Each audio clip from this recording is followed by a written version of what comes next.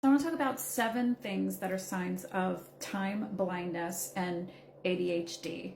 So the first thing here is difficulty estimating time. This is probably the most common thing that we would associate with time blindness. So you may overestimate or underestimate time. And an example of this is thinking that you can do a bunch of things at once when you really don't have time to do all those things. Or thinking that you don't have time to do something like fold the laundry, which may only take 15 minutes because you don't know that it's only going to take 15 minutes and you think you need a huge block of time to do it. Next thing is procrastination and missed deadlines, something that's really common in ADHD people. ADHD people don't necessarily know when a deadline is coming up because they can't feel how close that urgent deadline is.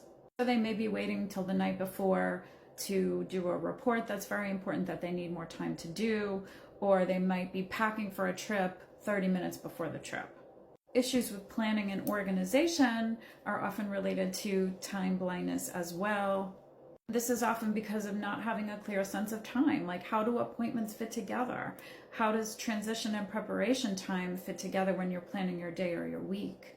Prioritizing tasks is also a big issue because everything feels equally important.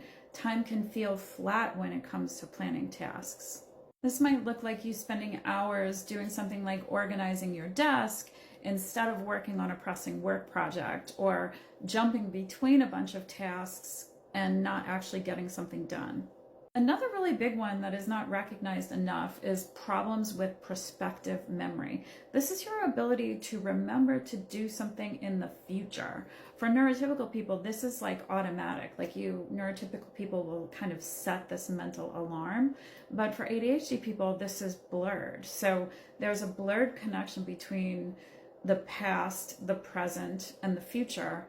And so all of this is disrupted. Like deadlines that are right in the future do not feel like they are as close to you as they actually are. And there's no internal clock checking. There's no checking the clock to stay on track.